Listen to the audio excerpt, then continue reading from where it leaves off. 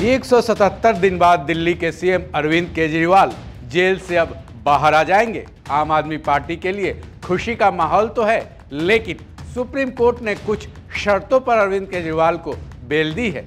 चलिए उन्हीं शर्तों पर नजर डालते हैं, जिनमें ये साफ निर्देश दिया गया है कि जेल से बाहर आने के बाद वो क्या कर सकते हैं और क्या नहीं कर सकते हैं। नमस्कार, मैं सुधीर कुमार सिंह, वन इंडिया हिंदी में आपका स्वागत है।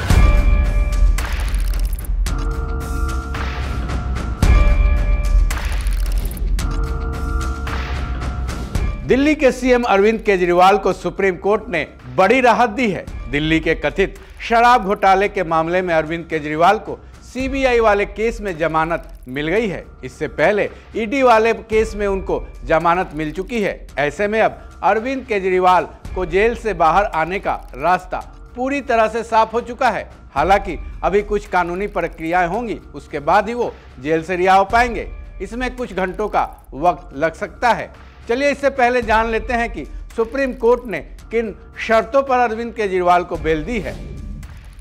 सबसे पहली शर्त तो यह है कि अरविंद केजरीवाल न तो मुख्यमंत्री कार्यालय जा सकेंगे और न ही सचिवालय जा सकेंगे।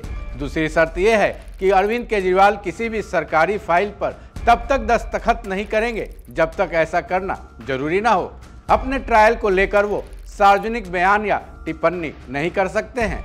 चौथी शर्त यह है कि किसी भी गवाह से किसी भी तरह की वो बातचीत नहीं करेंगे, खासकर इस केस को लेकर।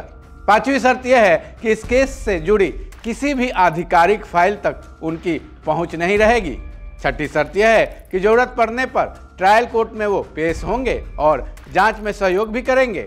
सुप्रीम कोर्ट से दिल्ली के सीएम अरविंद केजरीवाल को बेल मिलना दोहरी राहत मानी जा रही है, क्योंकि एक तो अरविंद केजरीवाल 177 दिनों के बाद जेल से बाहर आएंगे, वहीं अब शायद उस नई मुसीबत को भी टाला जा सकेगा जिसके लिए दिल्ली बीजेपी ने महामहिम द्रौपदी मुर्मू को लेटर लिखे थे, जिसमें ये मांग की गई थी कि दिल्ली के सीएम जेल में हैं, इसलिए दिल्ली की सरकारी कामकाज में बाधाएं आ रही हैं, इसलिए दिल्ली में राष्ट्रपति शासन लागू हो। हालांकि इस पर अभी कोई नया अपडेट तो नहीं आया है, लेकिन अरविंद केजरीवाल को बेल मिलना बीजेपी के लिए बेहद बुरी खबर है। लेकिन आम आदमी पार्टी के खेमे में खुशी की लहर दौड़ गई है।